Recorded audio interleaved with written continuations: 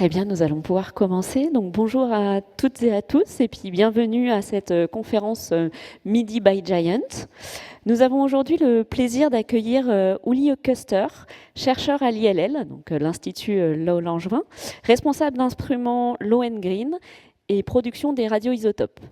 Uli Köster a consacré sa carrière à l'exploration et l'application des technologies nucléaires. Et son expertise en physique nucléaire a conduit des avancées significatives dans la recherche de production des radioisotopes donc pour la recherche fondamentale et les applications cliniques. Aujourd'hui, Uli va nous présenter sa conférence sur l'option nucléaire pour le traitement des cancers. Bonne conférence à tous. Bonjour. Alors d'abord, je vous rappelle que les radiations sont souvent utilisées en médecine. Probablement chacun dans la salle a déjà eu une radio. Dans une radio, on regarde la structure et on peut directement découvrir des défauts structurels. Mais si le cerveau a la forme normale, on ne peut pas distinguer entre un fonctionnement correct ou un fonctionnement problématique.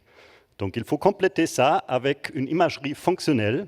On va injecter une molécule qui peut, par exemple, tracer des plaques d'amyloïdes qui sont indicateurs pour les Alzheimer ou d'autres examens fonctionnels. Ça fait partie de la médecine nucléaire, c'est distinct de la radiologie. Et comme on injecte des molécules, ça s'appelle aussi l'imagerie moléculaire. De telles images sont prises avec deux techniques, soit des caméras SPECT, en français TEMP, ou avec des scanners PET, en français TEP. Ça donne des images qui peuvent après guider les médecins à appliquer la thérapie nécessaire. Et spécifiquement pour les cancers, quelles thérapies sont dominantes aujourd'hui? C'est la chirurgie et la thérapie par radiation externe.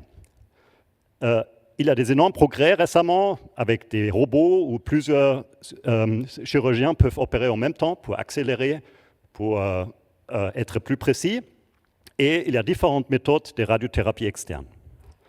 Il y a aussi une sous-classe de radiothérapie qui est une radiothérapie interne qui s'appelle brachythérapie ou en français curithérapie, où on va insérer proche du tumeur des sources radioactives, soit temporairement des sources radioactives à fort débit de dose, ou pendant très longtemps des sources radioactives qui s'appellent SEEDS, qui restent dedans et qui vont dégager leur radiation en cours de temps.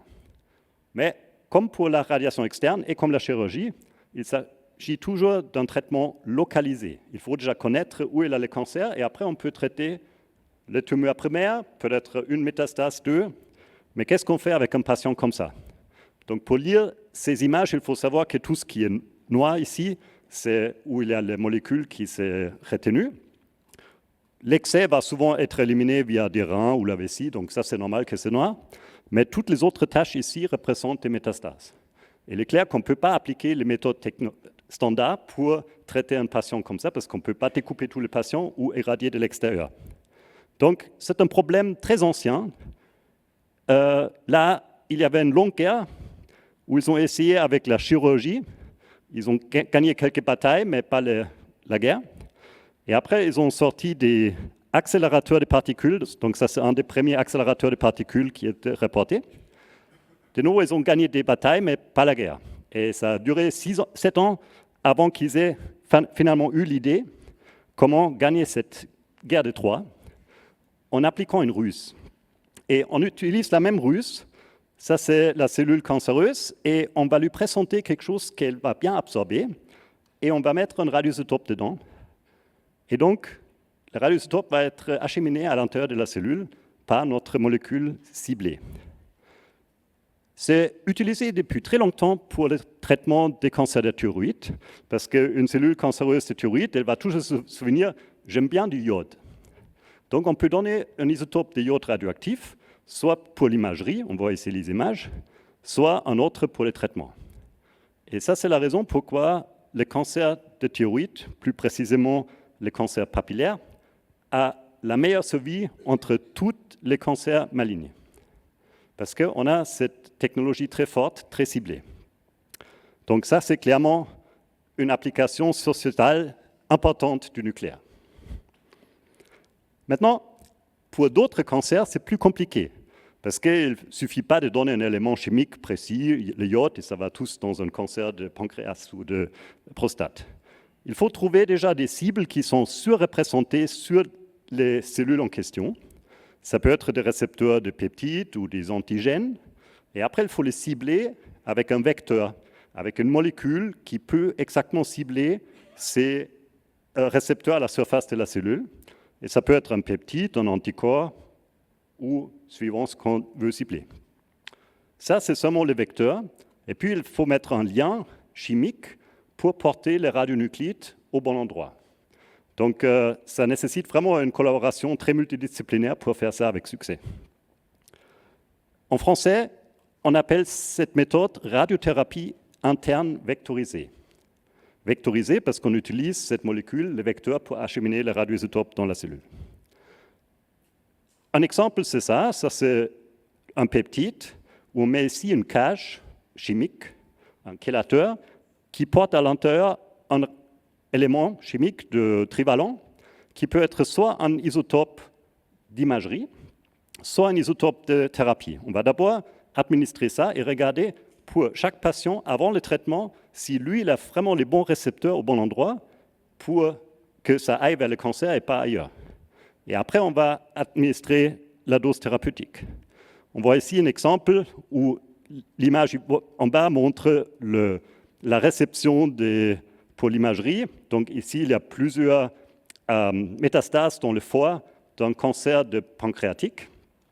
Et après 4 cycles de traitement, ces métastases, ils ont disparu, ils sont plus fonctionnels.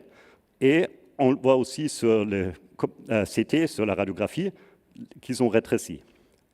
Donc, c'est une méthode qui est très prometteure pour traiter les cancers neuroendocrines, par exemple dans le pancréas. Et on voit ici les résultats d'un essai clinique où on met la survie sans progression. Ça veut dire on regarde si le cancer gonfle ou s'il reste à la même taille ou il diminue. Et on compte les mois jusqu'à ce que ça arrive. La courbe en bas, la grise, c'est le meilleur traitement qui est sur le marché. Ça veut dire, en donnant différentes chimiothérapies, tout ça, on a cette courbe qui donne en moyenne 8 mois jusqu'à la progression. Si on traite avec les radioisotopes, ça fait plus que 30 mois pour que la moitié des patients progressent. Et ça, c'est un grand succès et ça a amené à mettre sur le marché ce médicament qui s'appelle le Lutathera. Maintenant, c'est une sorte de cancer très spécifique. On ne peut pas généraliser ça rapidement parce qu'il faut trouver d'abord la bonne molécule.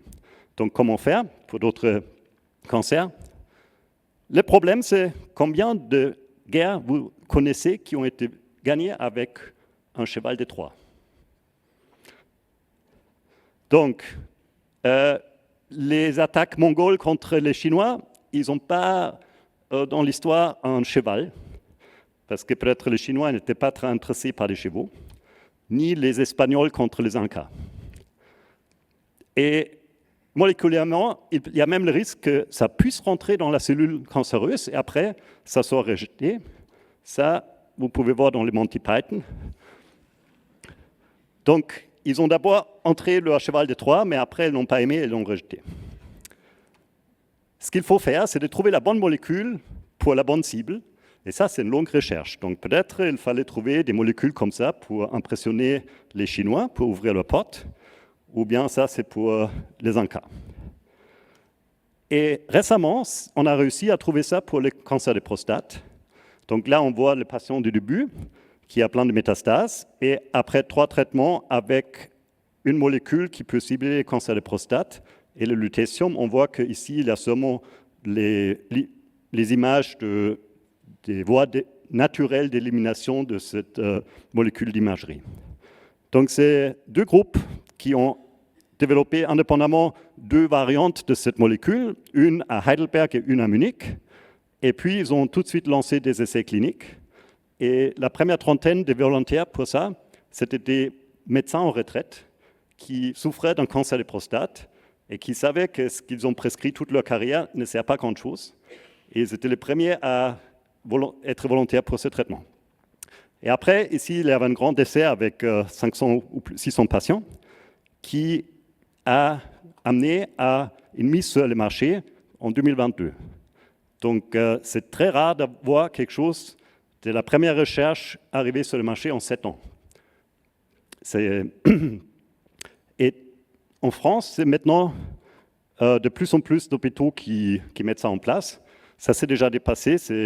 La réunion de cette société va se faire dans 2 semaines pour mettre à jour. Là, il y a plus qu'une trentaine d'hôpitaux qui pratiquent ça avec des patients. Et pour d'autres cancers, il y a des essais cliniques en cours. En phase 1, c'est le premier où on utilise une dizaine, trentaine de patients pour voir déjà comment se tolérer, faire des images. Et après, on va en phase 2, c'est peut-être une centaine ou 200. Et après, on va en phase 3 où il y a quelques centaines qui prouvent vraiment que la supériorité au meilleur traitement clinique. Alors, souvent ici, on teste d'abord les molécules qui sont déjà connues. Par exemple, comme c'est moléculaire, le ciblage n'est pas localisé, on peut tester si la molécule qui marche contre le prostate marche aussi contre une sous-classe d'un glioblastome. Ou bien celle qui marche contre le neuroendocrine, peut-être elle marche contre une sous-classe du cancer du sein. Et chaque fois, on va utiliser cette dualité qui s'appelle theranostic, thérapie optimisée basée sur la diagnostic, où on va injecter dans le patient un isotope d'imagerie, et seulement si on voit que ça va au bon endroit, on va faire la thérapie. On n'a rien à perdre. On peut tester 5 isotopes un après l'autre. L'autre approche, c'est d'essayer de passer le cheval de Troie par la porte du service, qui est plus ou moins identique pour tous les cancers. Et ça, c'est le micro-environnement du tumeur. Donc, pour que le tumeur puisse pousser, il va utiliser différentes stratégies. Il va, par exemple, reprogrammer les fibroblastes pour devenir des cancer-associated fibroblastes. Et si on peut cibler de telles cellules qui sont présentes dans toutes sortes de cancers, parce qu'ils ne sont pas spécifiques pour le type de cancer, mais pour l'environnement, on aurait un traitement pan-cancer. Et ça, on a réussi récemment de montrer qu'avec certaines molécules qui s'appellent FAPI, ça c'est pour le Fibroblast Associated Protein, on peut montrer la distribution des métastases pour plein de différents cancers. Et actuellement, les mêmes molécules sont en test avec des isotopes thérapeutiques. Ça, c'est le paysage actuel, mais ça change chaque semaine. Ça, ce sont toutes les entreprises qui sont actives dans le domaine et qui se font racheter à vitesse grand V, là. On voit qu'au milieu, c'est ce qui est sur le marché. Donc, il y a les deux que j'ai montrés, le Lutathera et le Pluvicto. Ils appartiennent à Novartis. Et d'autres sont en phase 3, phase 2, phase 1 ou en développement précoce. Désolé.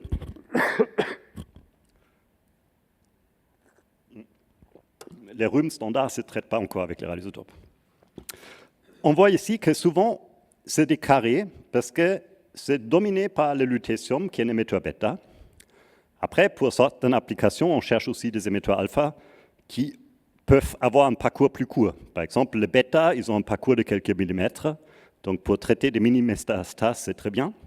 Si on veut traiter des cellules individuelles qui circulent dans le sang, leucémie, pareil, on a peut-être plus intérêt d'utiliser les alphas.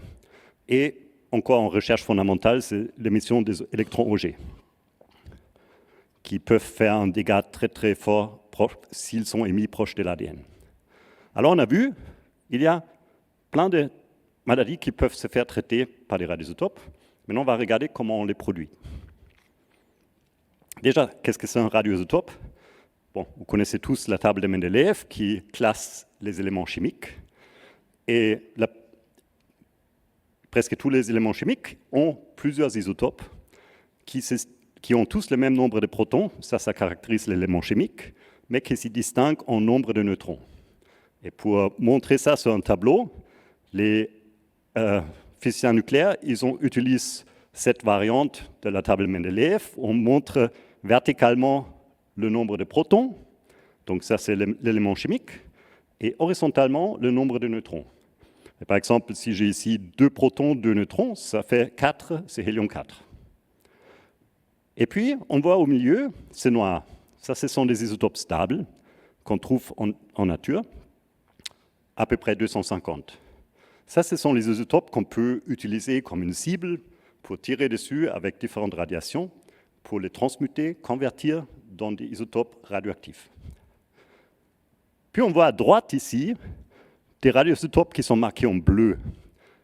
Comme ils sont à droite, ils ont plus de neutrons que les stables, donc ils ont tendance à vouloir se débarrasser de leur excès de neutrons, et le neutron va décroître en protons, donc il va décroître diagonalement vers la stabilité, vers le haut, en émettant des particules bêta- qui sont des électrons, ceux qu'on utilise pour la thérapie.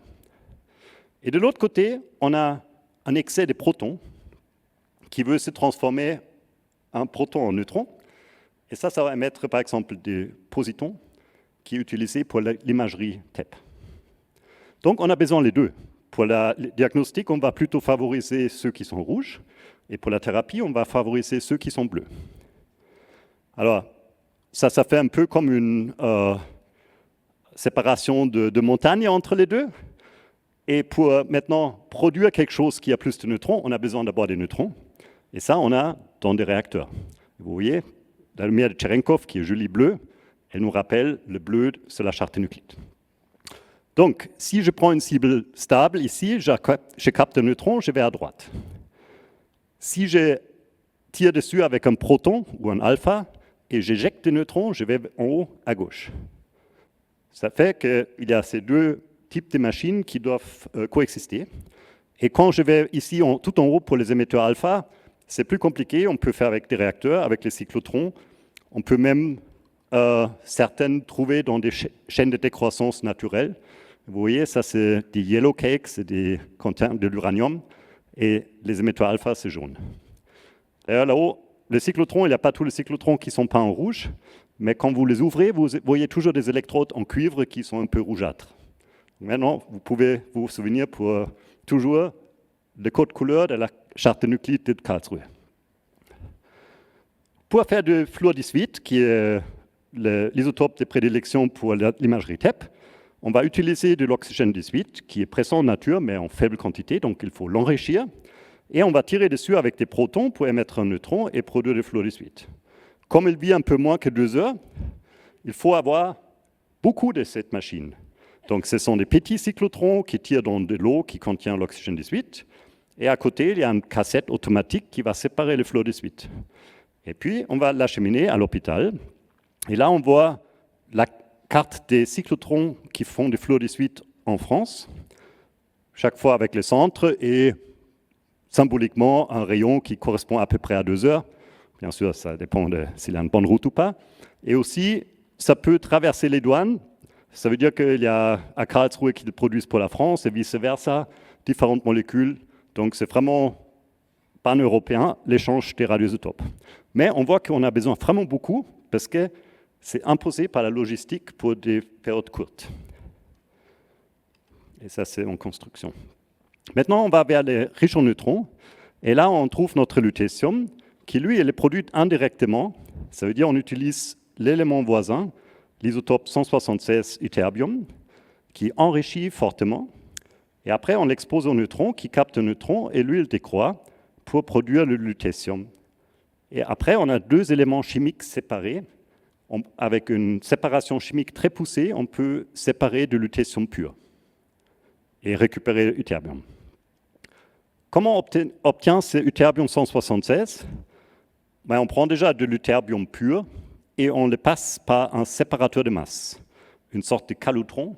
Donc on va ioniser chaque atome qu'on veut utiliser, il faut l'ioniser, accélérer, passer par un champ magnétique, collecter, dissoudre, séparer chimiquement encore une fois. C'est très compliqué et malheureusement actuellement, les 80% des calutrons sont en Russie et 20% aux États-Unis. 0 en Europe. Donc c'est une matière très prisée. Et après on irradie et on voit ici différentes courbes pour des réacteurs à différents flux. Si on a un flux qui compte déjà comme un haut flux, mais qui est dans la gamme basse, il faut irradier longtemps et on obtient un rendement, ça veut dire combien de gigabecquerels on produit pour chaque gramme utilisé de ytterbium qui est rare et précieux. Peu. Si on irradie avec plus de flux, on gagne plus. Et si on irradie avec un flux de l'ILL, ou même plus, on obtient beaucoup plus de lutécium, beaucoup plus de patients qui peuvent être traités avec la même quantité initiale. Et après, on a le même intérêt pour la séparation chimique, parce qu'on ne peut pas faire cette séparation chimique très poussée avec des grosses quantités. Par batch, on peut peut-être traiter 1 gramme. Donc si on travaille avec quelque chose qui est irradié à l'ILL, ici à droite, avec 1 gramme, on irradie, on obtient un très fort rendement, et avec une seule chaîne de séparation, on peut produire pour quelques centaines de patients. Si on voulait faire la même chose avec des réacteurs à plus bas flux, il faut beaucoup plus de matières premières et beaucoup plus de chaînes de séparation. Et ça, c'est actuellement les deux, ça et ça, c'est très restreint.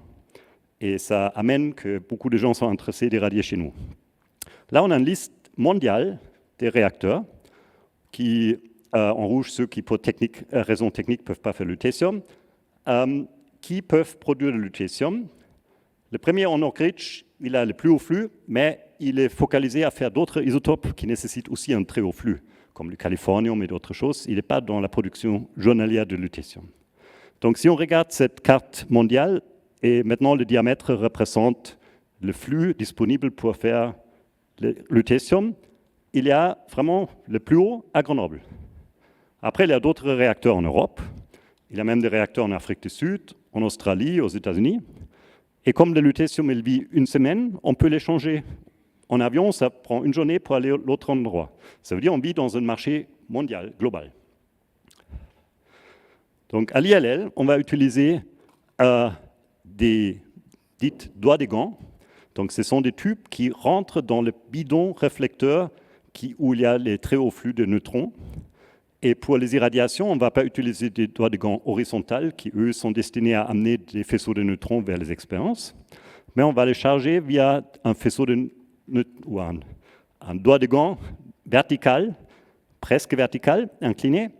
Là, on voit le trou. Là, on voit le trou qui permet d'irradier dans le plus haut flux mondial utilisé pour la production de radioisotopes, de lutetium. On met dedans, on irradie pendant 1 semaine, et après on le sort. On met dans des caisses de transport qui sont certifiées pour transport routier, et on les envoie vers des laboratoires externes qui peuvent faire la séparation chimique. On voit que lui, il transporte tellement de fois que le lutetium qu'il a même fait changer sa plaque minéralogique. Et ça fait que l'ILL peut fournir pour des milliers de patients chaque semaine des radioisotopes. Donc, ce n'est pas le but premier de l'ILL qui est de supporter les chercheurs qui viennent pour faire les expériences. Il y en a à peu près 2500 par année qui viennent à l'ILL, mais il y en a plus chaque semaine que l'ILL tourne, des patients qui ne savent rien de l'ILL, mais qui profitent de ces traitements. Donc, là, on voit comment on charge dans la cellule chaude des conteneurs de transport. Et si on regarde comment ça se passe après, une des entreprises qui ont développé la capacité de faire cette séparation radiochimique de lutetium en petite quantité, qui est accompagné de l'ytterbium stable en grosse quantité, elle se trouve à Garching, au nord de Munich. Donc ça va en route là-bas. Ils vont séparer le lutetium et faire tous les contrôles qualité avant de l'expédier à une entreprise radiopharmaceutique qui, elle, va prendre l'isotope et la molécule pour les mettre ensemble pour créer un radiopharmaceutique. Ça, c'est une dépendance de Novartis à Ivrea, en Italie. Et de là, c'est distribué mondialement. Par exemple, ça revient aussi au CHU pour traiter les patients. Mais ce sont différentes étapes qui doivent être franchies en route. Et c'est pourquoi ça doit voyager. On ne peut pas tout faire comme avec un cyclotron qui fait seulement du FDG, qui a une séparation très simple localement. Alors, j'ai montré beaucoup le lutetium. Il est vraiment en tête de tous les émetteurs bêta-, mais théoriquement, on pourrait s'imaginer encore des meilleures choses. Parce que beaucoup dépend de l'activité molaire. Donc, quand on a 1 mol d'un radioisotope combien de décroissances bêta qui sont efficaces contre les cellules cancéreuses j'ai par seconde. Et c'est simplement le produit de la constante d'Avogadro avec la constante de décroissance. Donc, théoriquement, on peut atteindre avec le lutetium pur cette activité molaire et la qualité commerciale, elle est au-delà de ça, donc très proche du pur.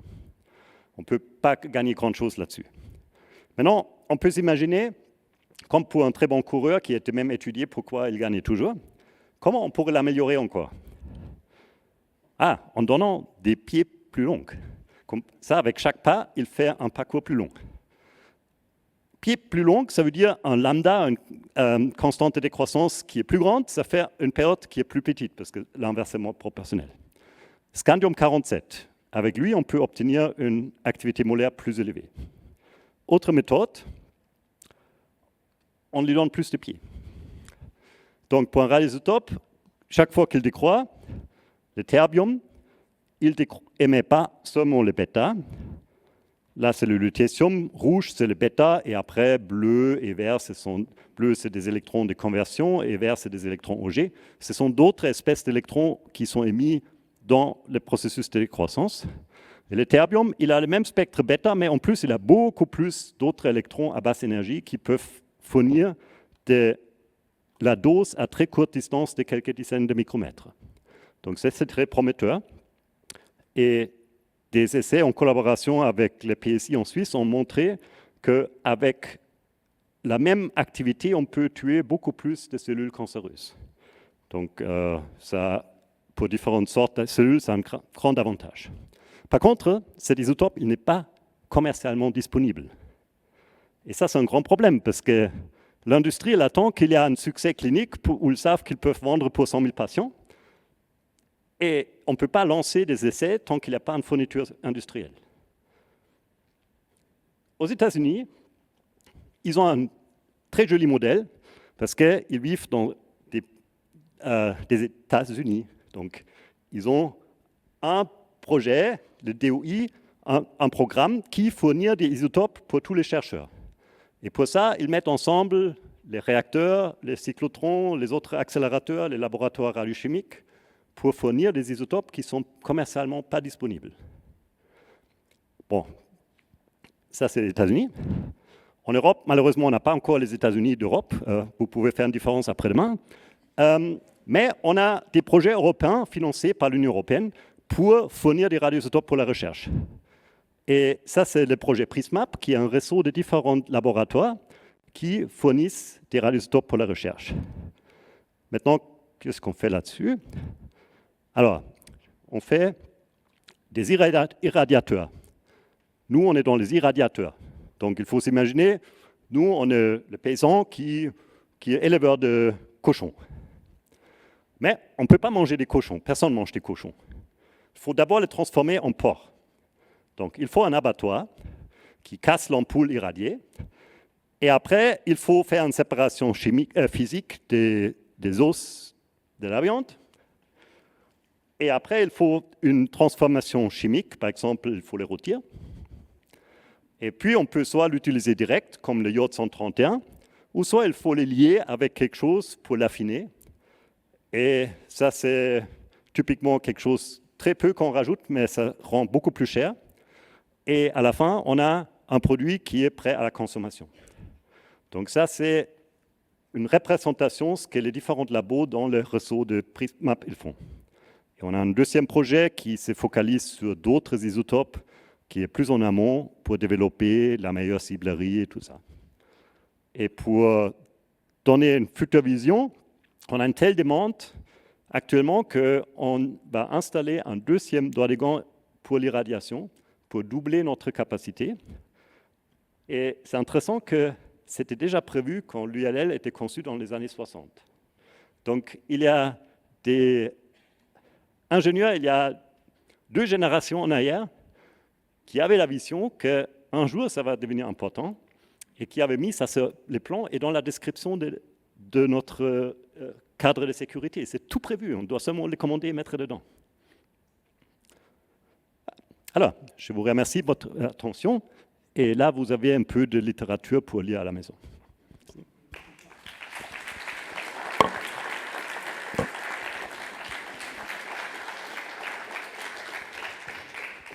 Merci beaucoup, Oli, pour cette présentation extrêmement claire et illustrée avec beaucoup d'humour, avec une future graphiste peut-être, la participation d'une future graphiste, c'est ça? Alors, on va passer maintenant à quelques questions. Donc, on vous demande de lever la main et on viendra vous apporter un micro. Qui se lance pour la première question?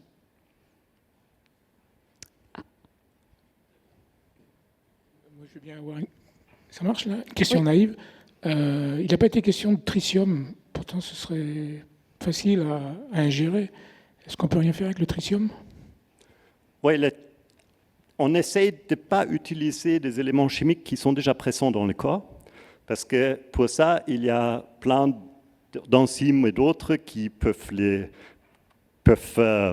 découper la molécule et la mettre ailleurs où on ne veut pas.